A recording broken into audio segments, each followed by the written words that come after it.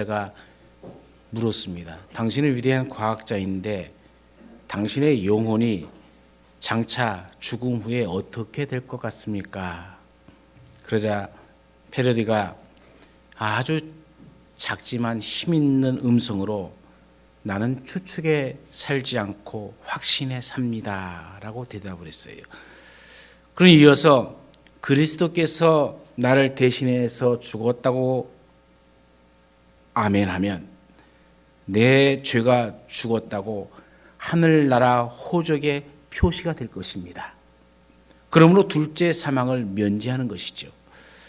또 그리스도께서 나를 대신해서 부활하셨다고 하면 내가 아멘 할 때에 내 생명은 천국 생명책에 등록될 것입니다. 그러므로 첫 부활에 참여한다는 것은 의심의 여지가 없는 사실입니다 라고 얘기했죠. 한 역사가는 인류의 역사의 가장 큰 4가지 사건을 얘기했어요. 그 첫 번째는 하나님이신 예수 그리스도께서 탄생한 사건이고, 또 하나는 우리의 죄를 위해서 예수님께서 십자가 달려 죽으신 사건이고, 세 번째 사건은 우리를 위해서 예수님께서 다시 부활한 사건이다. 그리고 마지막 역사의 가장 큰 사건은 우리 주님께서 다시 오시는 재림의 사건이 될 것이다. 기독교 신앙에는 많은 중요한 교리들이 있습니다. 그 중에서도 우리 주님의 부활은 고린도서 전서 15장에서 바울이 말하고 있는 것처럼 우리 신앙인, 기독교 신앙의 핵심, 그 핵심이 무엇이냐는 거죠. 그것을 바울은 부활이다라고 얘기합니다. 부활의 사실성과 확실성을 바울은 이렇게 얘기합니다. 만약 그리스도의 부활이 없다면 우리가 전파하는 것도 헛되고 믿는 믿음도 헛되고 거짓말하는 거짓 증인으로 낙인되어지고 여전히 우리는 죄 가운데 살게 될 것이고 우리는 그래서 모든 사람들 중에 가장 불쌍한 사람이 될 것이다. 그만큼 우리 신앙에 있어서 부활이 중요함을 강조하는 이야기입니다. 오늘은 부활주일입니다. 우리가 죽음은 그것으로 끝나는 것이 아니라 반드시 부활할 줄로 믿습니까? 그럼 이 부활의 특징이 무엇이고 과연 우리는 이 부활의 삶을 살고 있는지를 다시 한번 깊이 생각해 봐야 됩니다. 그래서 오늘 부활의 특징 3가지를 말씀드리고자 합니다. 첫 번째는 부활은 단절을 이음표로 바꾼 사건입니다. 죄의 결과는 죽음이죠. 죽음은 곧 단절을 의미합니다. 모든 아름다운 것과의 관계에서 단절이 이루어지는 것이 죽음이죠. 하나님과의 단절, 동료 인간과의 단절, 둘러싸고 있는 모든 환경과의 단절, 그것이 죽음이죠.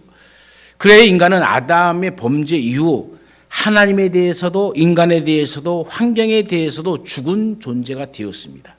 이 관계의 단절은 쓰라린 슬픔이요 비극 그 자체였습니다. 이 단절 앞에 모든 인생은 가슴을 찢는 아픔을 갖게 되었습니다.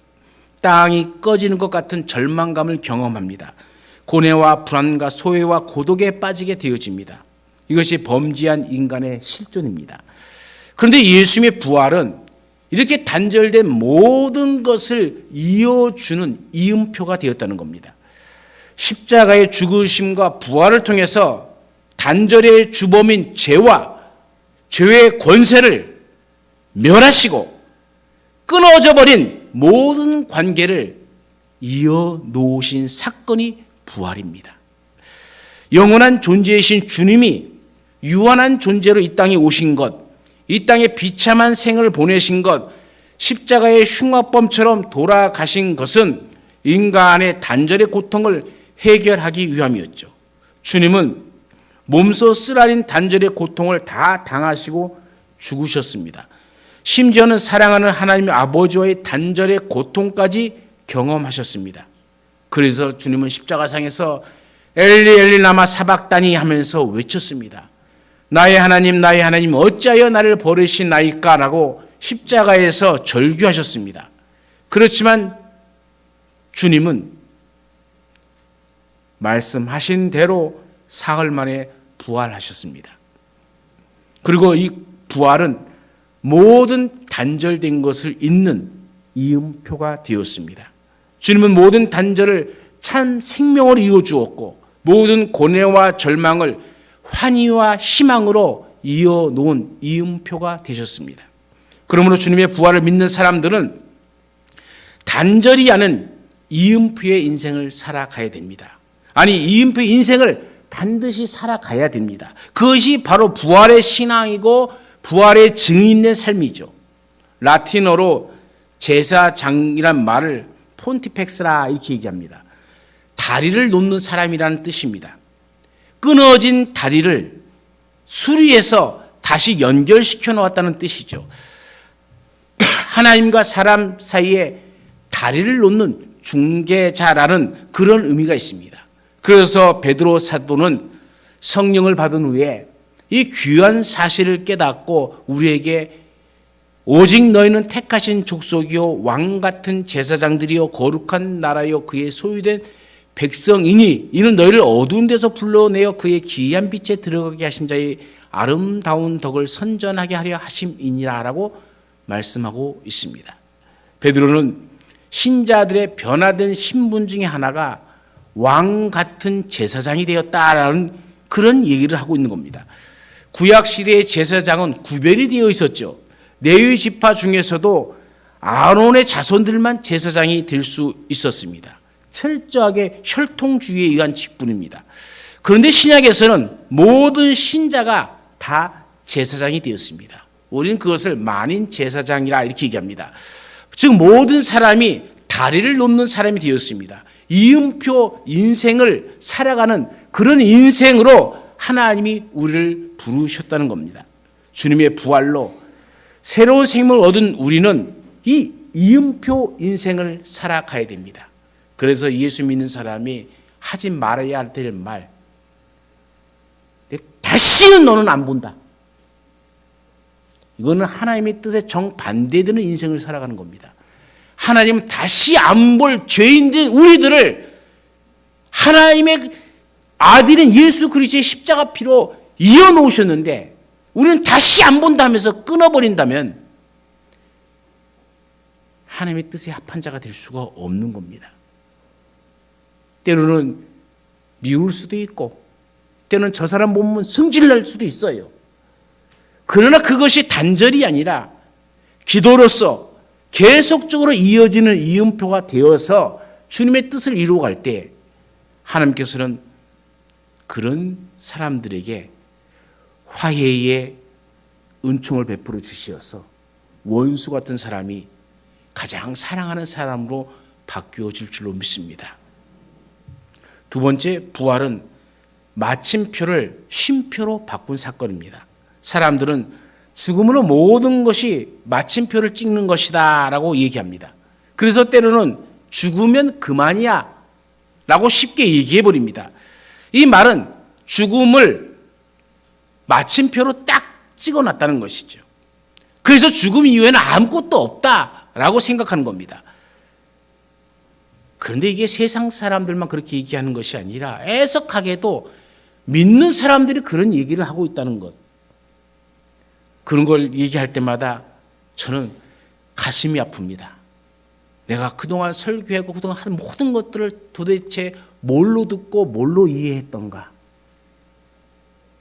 그래서 회개하기도 합니다. 다시 한번 말씀드립니다. 죽으면 그만이야가 아닙니다. 심지어 예수님의 제자들까지도 예수님이 십자가에서 돌아가시자 모든 것이 끝났다 생각하고 자기가 했던 본래 직업으로 돌아가 버렸어요. 모두가 흩어져 버렸습니다. 그러나 주님은 부활하셨습니다. 죽음이 삶의 끝이 아님을 부활로서 예수님께서 증거를 우리에게 보여주신 거잖아요. 주님의 부활은 마침표로 쉼표로 끝을 시작으로 바꾸어 놓았습니다. 죽음이 끝이 아니라 새로운 시작임을 보여준 것이죠. 그래서 성경은 죽음을 죽음이라 표시하지 않고 잔다라고 얘기합니다. 혹은 쉰다, 안식한다라는 말로 표현을 했습니다. 잔다고 하는 것은 다시 깨어나게 된다는 것을 전제하고 있습니다. 다시 깨어나기 위해 잠시 쉬고 있는 것이 죽음인 것이죠. 그러니 죽음은 마침표가 아니라 쉼표인 겁니다. 쉬는 것은 멈추는 것이 아닙니다. 새롭게 준비하는 것입니다. 우리 주변을 보면 많은 사람들이 쉰다는 것에 대하여 오해를 합니다. 쉬는 것을 노는 것으로 생각해서 쉼을 부정적으로 생각하거나 방종과 방탕의 시간으로 잘못 사용하고 있습니다. 그래서 언제부턴가 우리 가운데 늘상 들려지는 말이 있어요. 휴일, 후유증, 월요병. 이런 사회적 현상이 나타난 것은 잘못된 인간의 이해, 쉼에 대한 잘못된 인간의 이해 때문에 그렇습니다. 일하는 제자들이라는 책자가 있어요. 이랜드에서 만들어낸 사보입니다. 그 책자에 보면 재미있는 이야기가 있어요. 건강한 쉼을 4R로, 영어로 R로 시작하는 단어로 4가지를 얘기하고 있는데 제가 영어로 하는 것보다는 한국말로 하는 게 편할 것 같아요. 퇴각, 물러섬, 2번째는 재충전, 3번째는 반성과 돌아봄, 4번째는 재창조라는 말로 쓰고 있습니다. 그렇습니다. 이 건강한 쉼을 얻기 위해서는 일단 하던 일에서 물러서기는 하지만 지금까지의 일을 다시 한번 반성하면서 재창조를 위한 재충전의 기회로 삼는 것이 안식입니다. 그러므로 쉰다는 것, 안식이라는 것은 멈추는 것이 아니라 새롭게 준비하는 것이죠. 뿐만 아니라 주님의 부활은 죽음으로 치닫고 있는 이 역사의 흐름을 완전히 생명의 물길로 바꾸어 놓은 사건입니다. 인간의 무능을 가능의 현장으로 만들어 놓으신 거죠. 부활의 역사가 있는 곳에는 절망이라는 단어가 사라지게 되고 생명의 역사, 살리는 역사가 왕성하게 일어나게 될 줄로 믿습니다. 우리 주님께서 다 이루었다 하고 말씀하신 것처럼 주님은 이루시는 분입니다. 우리는 닫고 봉하지만 주님은 우리가 닫고 봉한 것을 열어주십니다.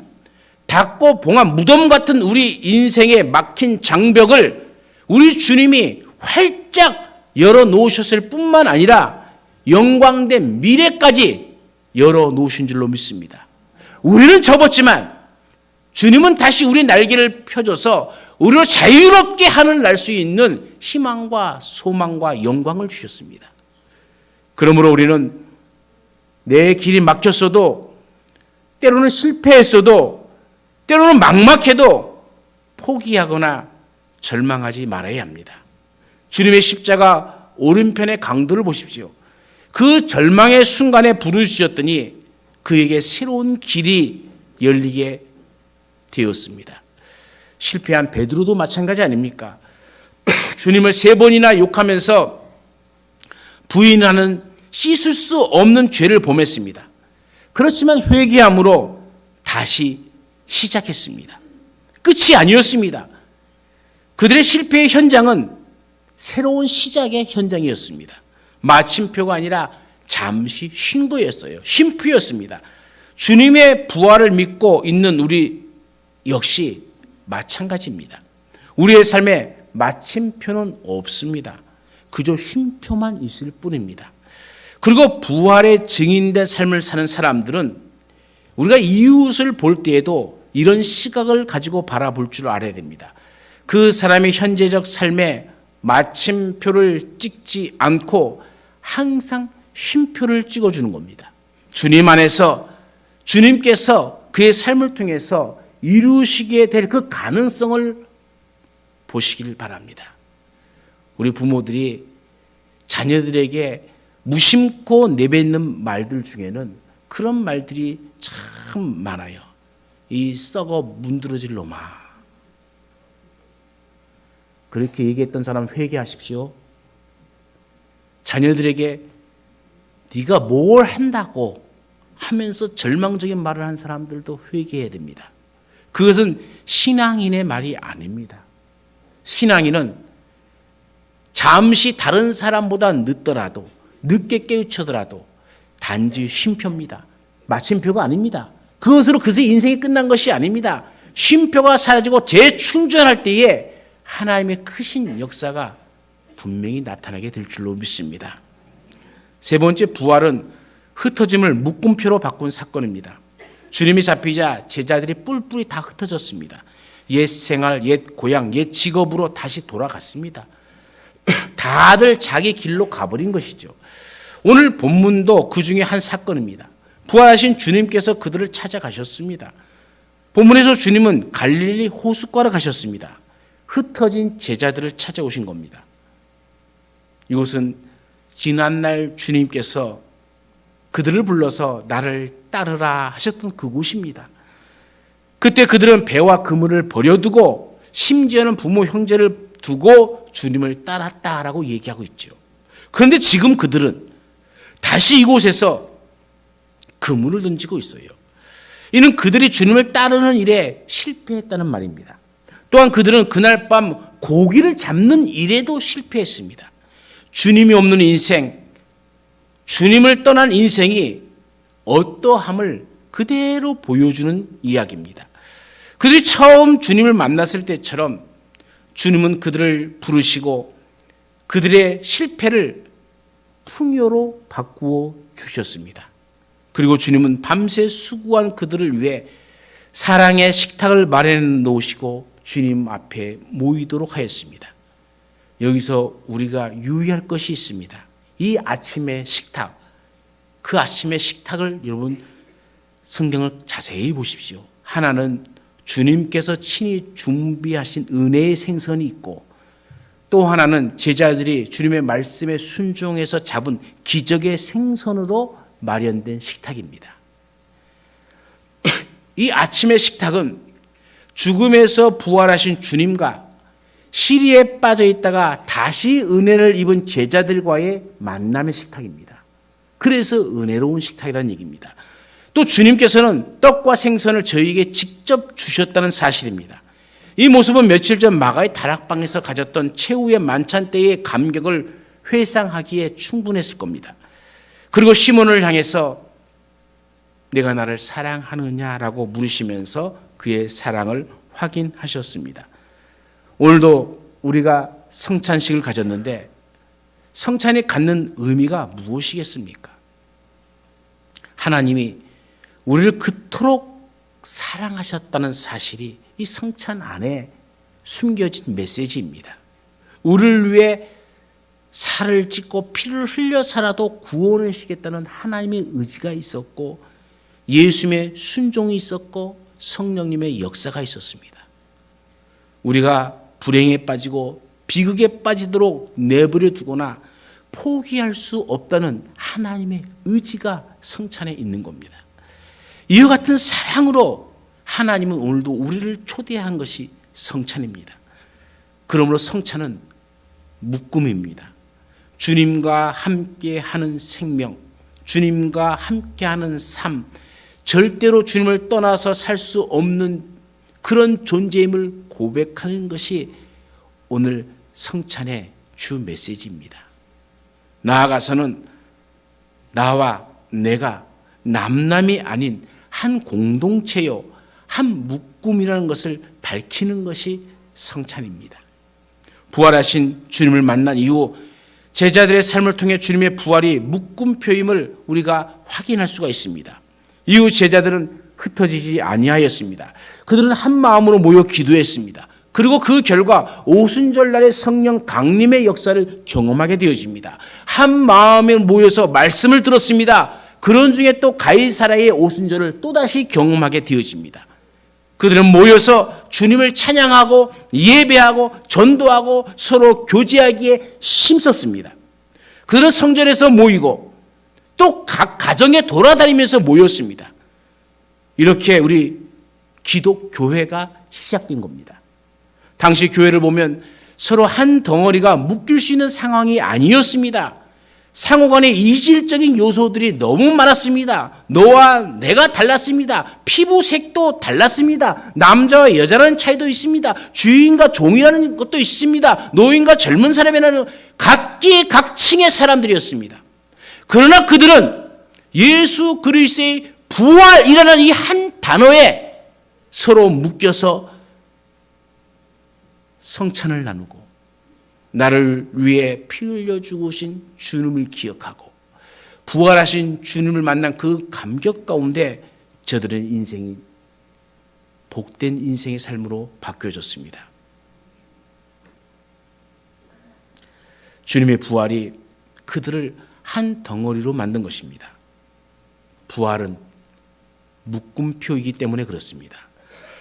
부활 신앙을 가진 모든 성도들의 삶은 이 공동체성과 일체성을 지향해야 합니다. 오늘 우리가 이제 예배를 끝나고 공동 식탁을 나눕니다. 이 공동 식탁은 배고파서 먹는 식탁이 아닙니다. 우리가 그리스도의 피로 나눈 형제이기에 한 가족임을 상징하는 겁니다. 그래서 식구라 얘기합니다. 식구가 뭡니까? 먹을 식자 아닙니까? 입구자 아닙니까? 같이 모여서 먹는 것을 입에 넣는 사람들, 그게 식구입니다. 오늘 예배 후에 우리 모두 다 같이 모여 식탁을 나누고 나를 위해 주신 주님의 그 부활하심을 다시 한번 마음판에 새기면서 우리의 인생이 이음표의 인생으로 또 쉼표의 인생으로 또 묶음표의 인생으로 살아가셔서 언제 어느 때 누구를 만나든지 부활의 증인이 되시기를 간절히 축원합니다. 우리 다 같이 통성으로 잠시 기도합니다. 우리는 부활을 믿는다 하면서도